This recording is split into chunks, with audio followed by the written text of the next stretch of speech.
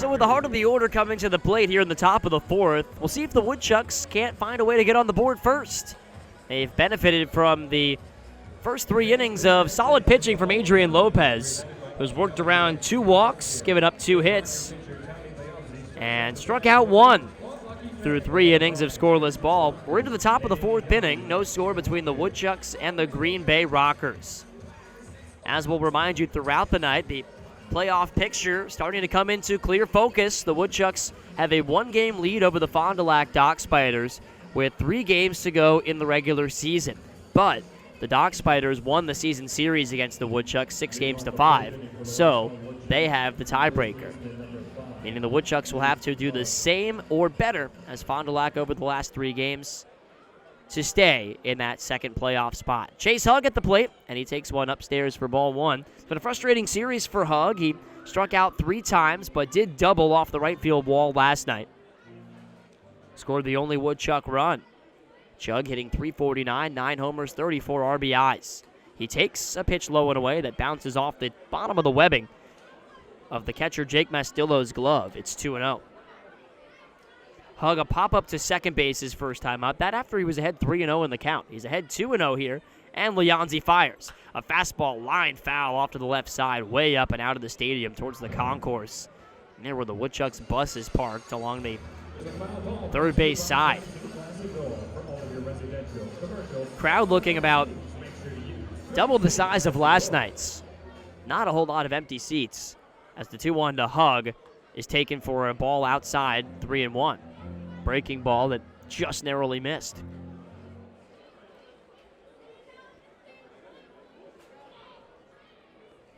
Leonzi has struck out 1, not giving up a hit yet. His 3-1 pitch misses outside, and Chase Hug has drawn a leadoff walk. Only the second Woodchuck base runner of the night after Garrett Hill drew a 2-out walk back in the second. It's been a very efficient start for Leonzi. The Woodchucks have been aggressive early in the count, and it hasn't necessarily paid off. He threw 11 pitches in the first inning, 11 in the second, and then 10 in the third.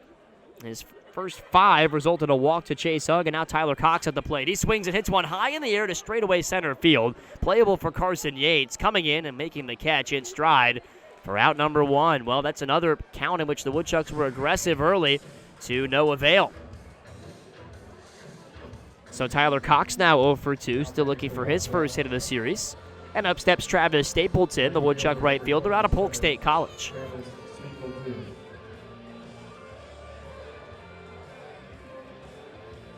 Polk State in Winter Haven, Florida. He'll be transferring there from the University of North Florida. They've only got 2 men's sports on the campus of Polk State. Men's basketball, men's baseball. They've got 6 different women's sports. Playing in the Division I Junior College Suncoast Conference. Stapleton takes off the plate away, showing off the catcher's eye. It's 1-0. Travis off to a .250 start. 6 for his first 30 as Leonzi throws to first. Chase Hug is back in standing. Hug, by the way, on base for the 12th time in his last 13 games by drawing that walk. He gets a short lead, held on by the first baseman Westenfeld. As Leonzi fires. Breaking ball just low and outside, 2-0 on Travis Stapleton. So we'll see what Travis can do from this spot ahead in the count. He flew out to somewhat deep right field his last time up. That was to lead off the second inning tonight. Now the 2-0 pitch, taken high and tight, called a strike. 2-1. Stapleton buckled at the waist. Did not think that one was going to come back over the plate. Some good late breaking action. Stapleton looks back, though, and expresses his concern with the call. It's 2-1. The righty Leonzi kicks and fires. Swing and a miss. Stapleton missing a low breaking ball that stayed about shin height. Trying to go down and drive it, but really that's a pitch that you might ground into the turf for a double play. Really good breaking ball and a good pitch selection by both the catcher Mastillo and Leonzi up on the mound. It's 2-2. Runner at first with 1 out. No score here in the top of the 4th. Woodchucks taking on the Green Bay Rockers. The righty kicks and deals. Breaking ball outside, ball 3. Mastillo tried to bring it back over the plate, but you could see him sort of steer it with a backhanded attempt and drag it back over. Not the stealthiest of framing jobs by the catcher. And Stapleton in a full count here, 3-2, so a big secondary lead coming from Chase Hugg. He's at first with one away.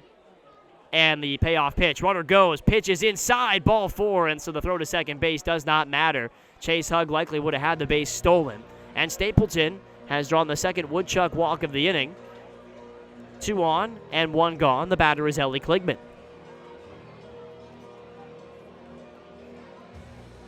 Now batting, Woodchuck catcher number 30, Ellie Kligman.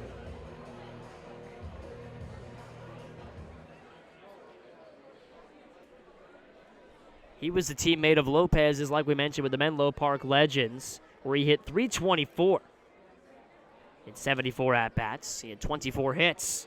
The pitch to Kligman, swinging a bouncing ball, foul. That's right past the first base coach, Nolan Atkins, and rolling into the Woodchuck bullpen down the right field line.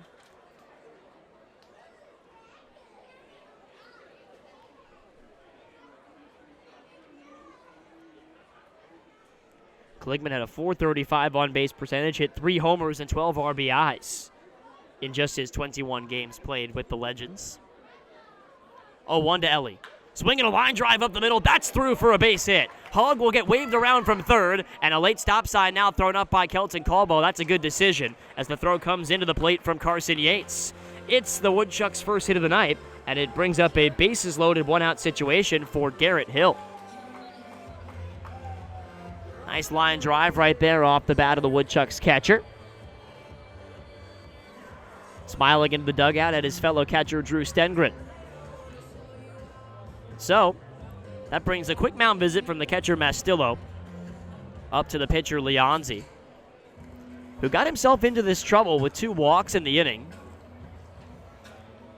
This after he threw a very efficient first 3 innings. He needed just 32 pitches to retire a total of 9 of the first 10 Woodchucks he saw. And so this is a chance that the Woodchucks cannot afford to squander here.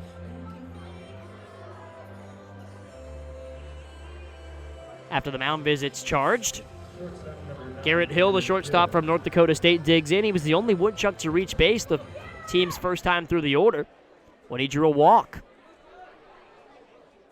Runner at third is Hugg. Second is Stapleton. First is Kligman. The pitch. Breaking ball for a strike. Hill hitting .246, 3 homers, 16 RBIs. Standing in from the right-hand side, the tall 6'3" infielder waits for the 0-1. Check swing on a fastball upstairs. Did he go? No, says the first base umpire, Jamal Allen. 1 ball, 1 strike. Woodchucks had the bases loaded with 1 out early yesterday. Were not able to cash in after a pop-up and a ground out. Hill trying to come up with the big hit here to put Wausau in front. The pitch taken high. 2 balls and a strike. That was the off-speed pitch from Leonzi. Nobody warming up in the Green Bay Rocker bullpen as Leonzi gets set to deliver his 50th pitch of the game. Here it is. Breaking ball for a strike, 2-2. Hill bends at the waist. Not what he wanted there on 2-1. Breaking ball playing in the high 60s, low 70s, and a fastball topping out in the lower 80s, but he's been able to command them both, much like Kyle Youngers, their starter, did last night. Leonzi shakes off Mastillo once and now twice. Bases loaded, 1 out, and the 2-2 pitch to Hill.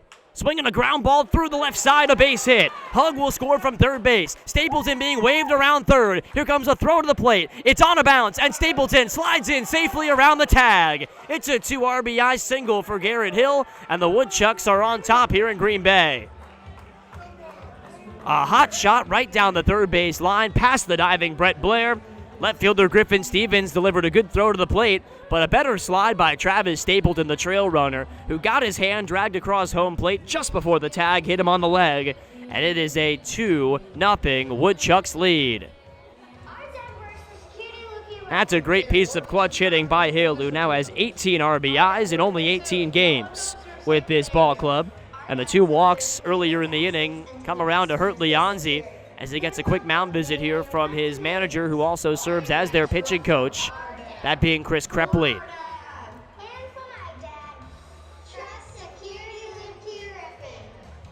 So the Woodchucks have their first lead of this series. A crooked number on the board here in the 4th and still a chance to add on. Kligman will be at second and Hill at first after back-to-back base hits. Hug and Stapleton have both scored after they walked earlier in this inning. The batter will be Jacob Booz, the second baseman from UW Stevens Point. And you wonder if just that one little piece of clutch hitting by Hill can sort of lift the lid on this Woodchuck offense that has struggled over the past few games. Held to just 3 hits in 2 of their last 3. Fortunately, 3 hits was enough for them to win 3-1 over Lakeshore in the nightcap in Monday night's doubleheader. That was thanks to a 7-inning gem by Matt Milner. Rocker starting pitching has been so strong for them on this 5-game winning streak for them. But Leonzi in some trouble here. The pitch to Jacob Booz misses up and away, and that's been the biggest change for him in this inning, falling behind hitters rather than working from ahead. Seemed like in the first 3 innings of this game, the Woodchucks were in an 0-2 count before they even stood in the box. Now Booz is ahead 1-0. Leonzi shuffles his weight. From the third base side of the rubber, he kicks and fires. Fastball outside, 2-0. He's thrown 21 pitches in this inning so far. He needed just 32 to complete the first 3. 2-0 Woodchucks is our 4th inning score thanks to a 2 RBI single by Garrett Hill. He's at first base. Ellie Kligman at second. 2-0 pitch to Jacob Booz. Swung on and popped foul. In the air left side. Over to have a look. Mastillo, and that becomes a souvenir.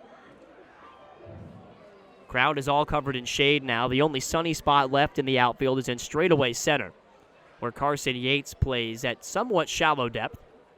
Griffin Stevens is in left, playing a little bit deeper with more ground to cover with the quirky dimensions of this dual-purpose stadium. Very deep straightaway center field, 338 to left, just 280 to the right field foul pole with a tall video board that can often serve as a green monster here in Green Bay. 2-1 to Jacob Booz. Swing and a miss. He's down to a knee, chasing a low changeup at 76. That's a ground ball-inducing pitch, if I've ever seen one. Booz swung on top of it. Now he'll have to adjust his approach with 2 strikes. The Rockers, meanwhile, have a lefty getting loose in their bullpen. Leonzi looks back at the runners and fires a 2-2 pitch. Swinging a foul ball, defensive swing by Booz. Catching up with a fastball at 83, low and in.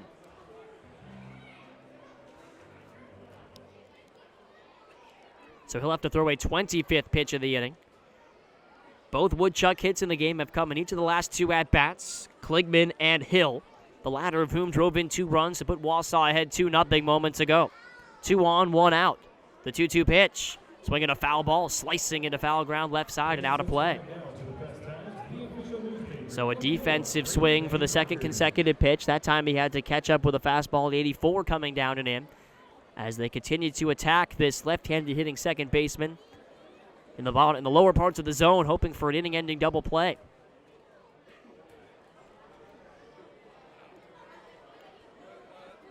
Leonzi has the signs. The next 2-2 offer. Swinging a bouncing ball right side. First baseman Westenfeld throws to second for 1. Relay to first base, bobbled by the shortstop De Leon. And they likely would not have been able to get the runner either way. So Garrett Hill erased at second base on the fielder's choice. Score it 3-6 on the putout. Up to third base goes Ellie Kligman. And the Woodchucks have runners on both corners with 2 outs. It'll be Bradley Comer, UW Stevens Point infielder. Said he's pitched in some fall ball with the Pointers, but that's just not really in their team's DNA. They don't really see a lot of two-way guys. He was throwing 84, 85 mile-an-hour fastballs. Runner goes from first. Comer takes a strike. Pump fake down to second base and hung up at third base as Kligman. The throw to third base gets into left field, though, and Ellie's going to score on this play. All the way to third base goes Jacob Booz. It's an error by the catcher, Mastillo, and it makes this a 3-0 Woodchuck lead. Well, Klingman got caught a little bit far from third base after the double steal by Jacob Booz at first base, attempted to bait a throw. Mastillo did the right thing by not throwing the ball, but then he airmailed the run down to third. And so both teams have now botched a rundown in this game. Woodchucks did back in the first inning. It did not hurt them. Right there, that hurts the Rockers. A throw into left field allows Klingman to score, and Booz is standing at third with 2 outs. Comer swings and misses. It's 0-2. So 3-0 Woodchucks now the score, as they get aggressive on the base paths during the first pitch of Bradley Comer's AB. Rockers nearly worked the play to perfection. Couldn't complete the rundown. 0-2 to Bradley. Swing and a miss. Got him with a slider, and that'll do it for the Woodchucks in the top of the 4th. But not before they scored 3 runs, thanks to 2 hits, 2 walks, an error, and a couple of creative plays on the base paths. We go to the bottom of the 4th inning. It's the Woodchucks 3 and Green Bay 0 here on the Wausau Woodchucks Radio Network.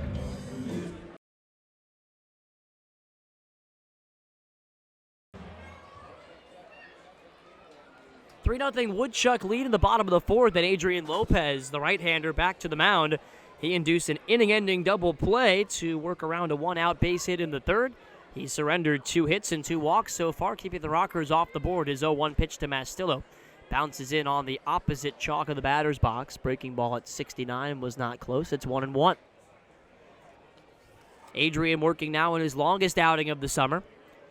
The righty from the windup deals. Fastball hit right back to the mound. Off to the first base side is Lopez. He has it, throws underhanded, and Chase Hugg catches the low throw headed right to his knees for a out number 1. He'll have a laugh with Lopez about it. Something about pitchers having to make throws that are different from their normal routine. It just throws them off. Any throw that seems routine for any other infielder can be difficult for a pitcher. And everybody's laughing about it on the infield right now. That was a underhanded toss from Lopez from, I don't know, maybe 15 feet away, and it nearly knuckled off of Chase Hugg's glove. How many times do you see that over the course of a season? So many of the throwing errors a team will make come from the pitcher. 0-1 from Adrian to Ballweg. Downstairs. A ball and a strike. Lopez wears some glasses with clear frames when he's up there pitching.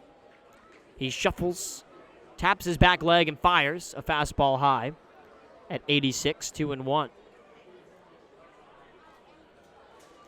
So he's working from the stretch, but he has a lot longer and more complex of a delivery with no runners on. He fires low, 3-1. It's kind of a delivery that he changes up the tempo from. He can tap that back leg 2, 3, 4, or sometimes 0 times.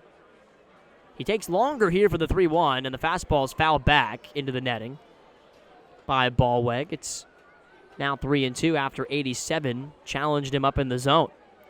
So he can sort of change up his tempo on you, Lopez, both in how quickly he starts his emotion and how quickly he delivers the baseball. His payoff pitch to Ballweg is high and outside. It snow cones off of Klingman's glove for ball 4. So that's the 4th consecutive inning for Green Bay in which they've had a 1-out base runner.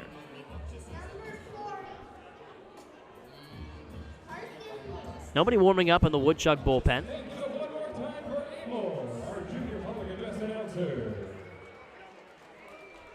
The pitch count for Lopez sitting at 50.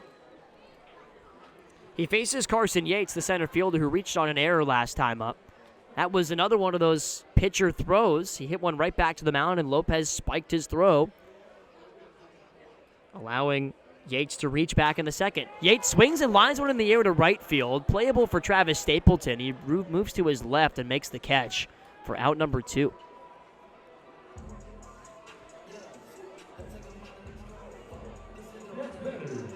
So Danny Westenfeld comes to the plate with a rocker at first in the form of Ballweg.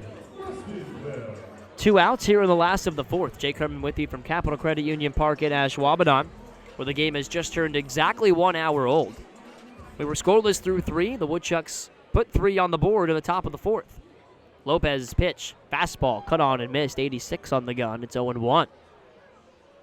Westenfeld, a base hit his last time up on a line drive to left field. One of 2 rocker hits this evening. Wind picking up now, blowing out towards left as Lopez fires a breaking ball high. Count even, a ball and a strike.